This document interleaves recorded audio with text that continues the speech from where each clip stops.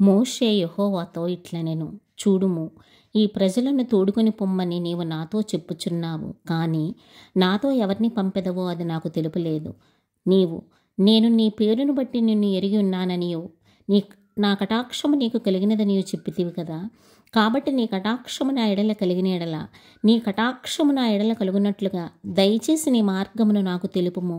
అప్పుడు నేను నిన్ను తెలుసుకుందును. చిత్తగించుము, ఈ జనము నీ ప్రజలే కదా.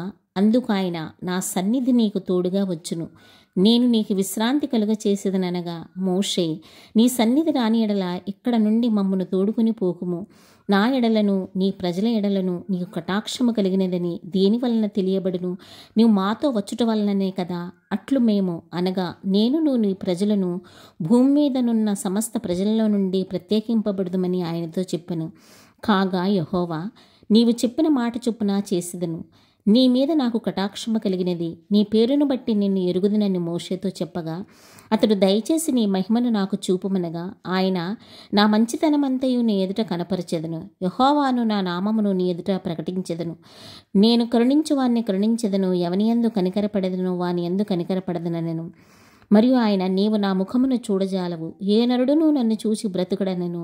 మరి యెహోవా, ఇదిగో నా సమీపమున ఒక స్థలమున్నది, నీవు ఆ బండ మీద నిలువవలెను. నా మహిమ నిన్ను దాటి వెళ్ళుచుండగా ఆ బండ సందులో నిన్ను ఉంచి నిన్ను దాటి వెళ్ళే వరకు నా చేతితో నిన్ను కప్పెదను. నేను నా చెయ్యి తీసిన తరువాత నా వెనుక పార్శ్వమును చూచెదవు, కానీ నా ముఖమును నీకు కనబడదని మోషేతో చెప్పెను. మేఘములో యెహోవా దిగి అక్కడ అతనితో నిలిచి యెహోవాను నామమును ప్రకటించెను. అతని ఎదుట యెహోవా అతని దాటి వెళ్ళుచు, యెహోవా కనికరము, దయ, దీర్ఘశాంతము, విస్తారమైన కృపాసత్యములు గల దేవుడైన యెహోవా, ఆయన 1000 మందికి కృపను చూపుచు దోషమును అపరాధమును పాపమును క్షమించును. కానీ ఆయన ఏమాత్రమును దోషులను నిర్దోషులుగా ఎంచక 3-4 తరముల వరకు తండ్రుల దోషమును కుమారుల మీదకిని కుమారుల కుమారుల మీదకిని రప్పించునని ప్రకటించును. అందుకు మోషే త్వరపడి నేల వరకు తల వంచుకొని నమస్కారం చేసి, ప్రభువా, నా మీద నీకు కటాక్షము కలిగిన ఎడల నా మనవి ఆలకించుము. దయచేసి నా ప్రభువు మా మధ్యలో నుండి మాతో కూడా రావలెను.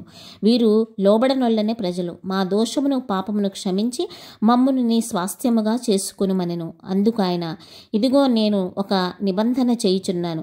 భూమి మీద ఎక్కడైనను ఏ జనములోనైనను చేయబడిన అద్భుతములు నీ ప్రజలందరి ఎదుట చేసేదను. నీవు ఏ ప్రజల నడుమ ఉన్నావో ఆ ప్రజలందరూ యెహోవా కార్యమును చూచెదరు. నేను నీ ఎడల చేయబోవున్నది భయంకరమైనది. నేడు నేను నీకు ఆజ్ఞాపించి దాన్ని అనుసరించి నడువుము.